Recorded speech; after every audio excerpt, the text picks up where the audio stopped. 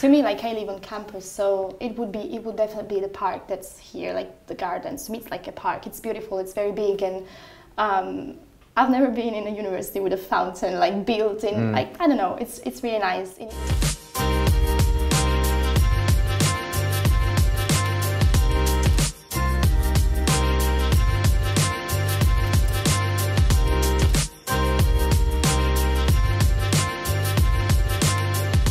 Question: what made you choose the International University of Rabat and the Medina Studies program for your studies? Well, I am from Kazakhstan and I am an Italian student, so Morocco for me was something absolutely unique and exotic. As Kazakhstan is an Asian country and Italy is a European country, I wanted a little bit more of diverse experience. So I have found UIR on internet, and it gave me a representation of a big university where I would like to spend one semester, because the diversity of programs and teaching staff and the area, which is huge, everything just made me feel excited really about choosing that program. And for you? Well, I'm from Italy as well, so this was a possibility offered by my university. There's like a partnership between my university and the UIR, so it was like a possibility with a scholarship, because studying abroad can be expensive. And I'm studying in political science and international relations, so diving into a diverse country as Morocco is, and like with a very different culture, was really, really interesting for me. And so it inspired me from the very beginning. Like I saw the possibility and I was like, I'm gonna do that. Very good. And can you share your thoughts on the quality of education at the International University of Rabat? Well, we are studying in English. I am studying in English, as other courses are offered in French. So for me, I don't feel any problems, any difficulties in the curriculum, in the learning process. So the quality of education is pretty much the same as at my home university. So I just follow the same program. My program is master's. And I keep taking more or less the same courses as I supposed to take in my Italian university. Well, I like it. I feel myself as a good university. Okay. Yeah, I think the same answer for me. It's like very interesting. Again, for an international relations perspective, it's a very different point of view from what we are taught in Italy. You could say. And I think, yeah, the courses are more or less the same, because that's how it works with this learning agreement and everything. And I'd say the quality is pretty good. So overall, you're happy? Yes, we are. We are. That's why we're here. Great. So how have the language modules helped you communicate and interact with the local community in Rabat? Well, as for me, I have started at least understanding local people in the everyday situations as taxi. This is something that I take every day because I live pretty far from the campus, and I also take the university shuttle bus, so I understand the basic conversation of drivers when they are asking me for a certain amount, or when they are talking to each other. So the pretty much simple conversation is more or less understandable for me. I'm not very good in speaking Darija because it is hard. I cannot find any other word. It is hard for me. Well, and we are here since February. It's not enough to dive into this language. So, well, but I can see the progress. At least I can comprehend words in supermarkets. So, yeah, that's a big progress for me. Yeah. Yeah. Well, I had never studied Arabic before, so it was like, luckily I have my French and some Spanish when we went in the north. It helped. And luckily you always find a way to communicate with people that is not necessarily Darija, because it's really hard to learn. I'm learning something. I may like start a basic conversation, but then I won't understand what you're answering to me. Yeah. So it's like it's helping, but again, like you need more time to actually learn a language, you could say, especially like a hard one as Arabic and Darija. It's like no vowels, no like everything.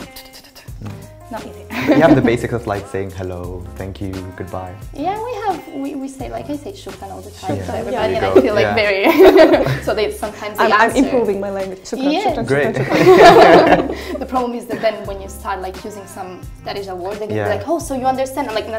Just a few words, yeah. Like, that's all I'm gonna give you, Yeah. I'm sorry. Okay. And now, what has been the most challenging aspect of your experience studying at the International University of Rabat, and how have you overcome it? Well, as for me, the most challenging part of my studying was the transportation, because I live far from campus, from university, and it was a headache to come here every single day, but thanks to university shuttle buses it made it really easier when I have started using them. So yeah, the problem has been solved. So that was the hardest part, I can say. So nothing comes to my mind, nothing else. Okay. Teresa?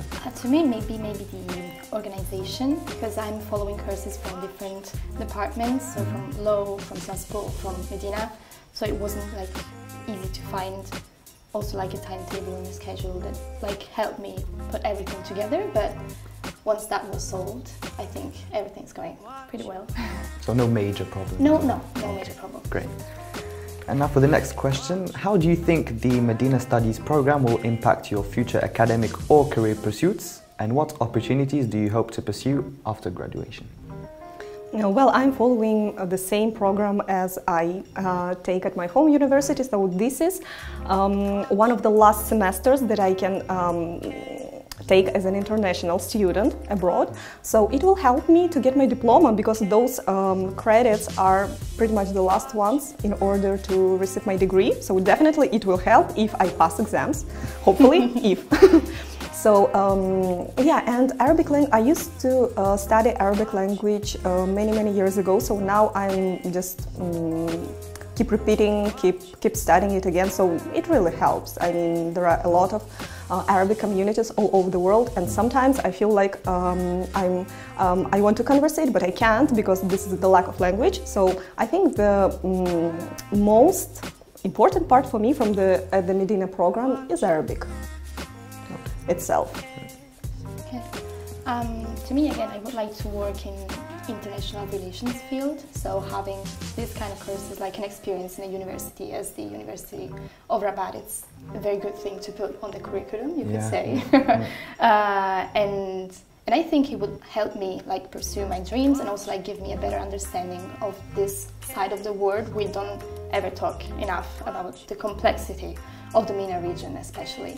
So it was like very interesting and helped me understand more about what I want to do in the future. So. And living within the culture, I think, is the best way of learning from it. Absolutely, it's a necessity actually. If you go on holiday somewhere, it's simply not the same thing. You have to struggle a bit. You have to try and dive in the culture to being able to understand it. And that's a hard process, but it's a beautiful one. Okay. And now, what are some must-visit places in Morocco? Well, I've heard that I have never been there, but I think Fez is the city that you must visit. Also, there are a lot of big cities in Morocco, such as Marrakesh and Chefchaouen and Meknes, which is not so big but worth visiting. So yeah, I think we are pretty much open to visit the whole country, but must visit, of course, the seaside, as Morocco is very famous from its touristic point of view. And the cultural cities, Marrakesh as well. So I think those are the must visits personally for me. And yeah, we are planning to visit all of them one day. Yeah, I managed to visit Tanger and Chefchaouen, and it was beautiful. Like I really fell in love with Chefchaouen. It was a beautiful place. I don't know if it's less crowded at Fez. That's just a fact. Like Fez was like lots of people, especially in the Medina, packed, and it's a big city, so of course. And Tanger was beautiful as well. But Chefchaouen maybe it was also like it was in March, think we traveled in March, so there weren't as many tourists there may be usually. So it was like less packed, like less people, and you could visit it more. And I really liked it. It was really, really beautiful. Okay. So now, what is your go-to spot on campus or in the city of Rabat for relaxation or studying? Well, I think we have our common worth visited spot on campus, the alley between the dorms and restaurant, I think. So it's a very cozy area with benches where you can relax, where you can chill, sit, have lunch. So yeah, I really like it. And the small pond in the middle of the campus, yeah, that's very cozy, full of cats. Which makes it even more cozy. So for me, well, I'm taking the shuttle bus, university bus, and there is a certain timetable, so I have to wait for a bus, and usually I sit near the pond and feed cats. So great, lucky cats. Yeah. Yes, to me, like I live on campus, so it would definitely be the park that's here, like the gardens. To me, it's like a park. It's beautiful. It's very big, and I've never been in a university with a fountain like built in, like, I don't know, it's really nice. In Italy, most of the universities are like maybe older buildings, and which is beautiful in its own way, but this campus is really, really beautiful, and the park, I love it. I love, like, now that it's sunnier and the weather is lovely. You just go out and study outside, and again, like, feed the cats. I'm a little allergic to cats, but I love them, so it's like a conflicting situation, but they're really cute. And do you tend to go some places in Rabat, or do you just prioritize the university campus? Well, I spend most of the time on campus, and I have visited Rabat several times, but I don't have really a spot where I go all the time. I like the area Hayriat. Yeah, so, but other areas also worth visiting. I don't go there often because most of the time I'm on campus. So, but I really like campus. It's very, very cozy. No, I like to go. Again, like, we live here on campus, so but like at least once or twice a week we leave campus to go to Rabat, or it depends. And I love the beach, the one close to the cemetery where people are surfing and everything. And now that it's Ramadan, when you go at the coucher de soleil, the sunset, and you see people gathering and waiting for the sun to set, and then start to eating for a tour. That's a beautiful experience. I really liked it. Okay, so now can you share your most memorable experience or moment during your time in Rabat so far? Well, something really memorable, I think, is waiting for me. Well, everything is going smoothly, and I like visiting campus. I like studying. I spend a lot of time in the library, Rabat library in the city center, and in the library here. So, well, the most memorable is the student life itself. As we get together, we start introducing ourselves and get to know each other. So the university life and students' life for me is the most valuable experience. Yeah, I can say that. I'd say the Ramadan experience in itself, like living here. I didn't know that I was going to be living here during Ramadan, and then like I was talking to my brother, and he was like, let's check if Ramadan is going to be during the period that you're going to be there. And I found out that it was going to be that, and I was really excited, and I'm really liking the experience. One of the sides that I like the most is seeing how this unifies Moroccan people as a community. So the fact that like teachers are like, professors are more understanding, and like timetables, like, you know, the hours and everything.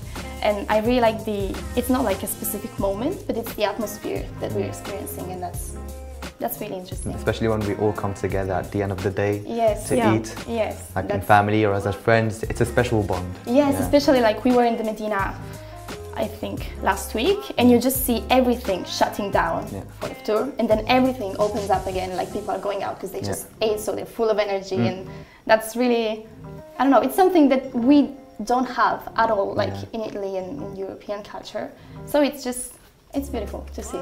Great. So now, what is your favorite Moroccan dish and why? Well, my roommate, she's Moroccan, and she cooks Moroccan food all the time, especially now in Ramadan, every single day in our house, like a festa, where as a holiday, we have the full served table with... Festa was Italian. Oh, okay. So yeah, it's a very beautiful experience with Moroccan food, especially in this month. So for me, I like harira, which is Moroccan soup, and we have it on the table every single day, which is very good for health, I guess, and which is very tasty as well. And I love Moroccan tea. And there is a funny story that we have Moroccan teas in Kazakhstan, but it's like Moroccan tea. We put absolutely different ingredients from the local tea. And when I told Moroccan people that we have Moroccan tea in Kazakhstan and it's nothing to do with real Moroccan tea, from that time I started loving real Moroccan tea. It's really good. I'm gonna bring it in Kazakhstan. Honestly, I'm gonna bring it in my country and show them, okay guys, this is Moroccan tea. Yeah. And what do you put in the Kazakhstan tea? Well, we put the syrup, the red syrup, I think it's called grenadine, and we also put, and we also put oranges and mint and sometimes lemons. Okay, I gotta stop here. Nothing but tea. Okay. And you, Teresa? Do you say sweet tooth? I have a sweet tooth, yeah. Sweet tooth? Yeah. So it's gonna be definitely the Moroccan tea, which is often like very sweet. It's very sweet, and like that's a problem for me because I was used to drink tea without sugar, and now I'm getting addicted again, and so I think I'm never gonna come back. And msemen, I love all the crêpes marocain and gâteaux marocain, and like I love them. It's just I really want to learn how to make them, and Moroccan tea as well. I've been taught how to do it, but I've never tried it myself. Okay. So like that's one of the goals in the next few months. I really have to learn. So now, what has been your favorite interaction with a Moroccan citizen or group, and how has it influenced your understanding of the local culture? For me, I have started communicating with Moroccan people when I was out of Morocco and I was looking for an apartment. I found my roommate, future roommate, and she was so nice. So she came to pick me up from the airport, and she introduced me to her Moroccan friends, to her family, and now even in Ramadan sometimes we go to her family, which is they live really close to Rabat, so sometimes I feel like the attitude of local people to me as like they are making me a family member. Here I'm talking about my roommate and her friends, so this was very friendly, very nice and very polite from absolutely unknown people, foreign people, to treat me like that. And now she's introducing me to Moroccan food, which is absolutely different experience, like here's my life and here's Moroccan food. Yeah. And we are spending every single evening together. She's fasting, and she waits for me coming from the university, so to break the fast, and that's very that makes me feel very cozy. So I really like that attitude, that energy that we have in our house. I'm really glad to have such type of experience. Yeah, that's very heartwarming. So I was gonna say the kindness as well, but if I had to choose another thing, it would be the interaction that we have with taxi drivers. We often use taxis to go from here to Rabat, from here to Sarah Jalida, and it depends. And sometimes you find, like, unluckily, again, I'm lacking Darija, and so that's, of course, my fault. But when they know some French or when they know English or something, they're always really willing to talk. And what really gives back, like, what really makes me feel, it's how proud they are of their country. Yes. So we're just explaining how beautiful it is being here, how people are like very nice and how we love food, and they're like really proud, and they share and they want to know how our experience and the differences and between like Italy in this case and Morocco. And it's always, I really love these kinds of interaction of cultural exchanges that we have in like normal situations as during the taxi. Yeah, because us as Moroccans, as you said, we love to talk about our country, show you our culture and how we do things, and especially when we have international students, it's always a pleasure for us to show them around, and I think that's what you have with most taxi drivers. Yes, and it's beautiful, honestly. Now, how have you found the faculty and staff of the International University of Rabat to be supportive and helpful in your academic journey? Well, I found the whole process of communicating with UIR staff very friendly and welcoming. Because at the very first day when we have started our Medina program, we had a city tour in Rabat. We were shown the most important places of the city, and there was like a lunch at the university, and after we had, whenever I had any issues, I know I can even text via WhatsApp any of the representatives, and it was very welcoming experience. It is very welcoming experience. Yeah. So we are going to have. I think tomorrow is gonna be Ftur. Yeah, they are organizing Ftur for us, for students. So I'm really excited to participate. So the experience is, well, as for me, the experience is only positive so far. Yes, definitely. It's like it's a big university, but a small university in the end for numbers and everything. So you really. People are really following you, and if you're asking, they're answering straight away, which doesn't always happen. So yeah, very, very welcoming, very, I'd say yes, very kind, very good experience. Okay. And now for the last question, what advice would you give to someone considering studying at the International University of Rabat? Well, before coming here, we were discussing that topic together, and actually the idea that came to our mind is to be open to a new culture. Whatever you whatever you come across, whatever you face, just be open, because it is so different, it is so unique and so exotic from some point of view, and not to expect anything to be the way, how to say, I'm bad at formulating things, so just to be open to the culture, to be open to the people, and to be open to the new experience. So this is the advice for any international student who is going to any country of the world. But for example, when we go into Europe, we kind of know what to expect, because European culture is more or less familiar to all of us. But whenever we are coming, in this case, to Africa, where I have never been in Africa, so I would like to tell to myself before I came here, so be open to everyone, be open to everybody. And yes, absolutely, just be open to understanding the reason why behind like different kinds of comportement, behaviors. Yeah, thank you. And really to try and understand, because it's like a very deep and in all culture, so it's really, really rich, and don't stop at the first like appearance. Try to dive in, because it's really, really rich, and you will discover very interesting things. Okay, well, thank you for your feedback. Thank you. I enjoyed it. I think you guys enjoyed it as well.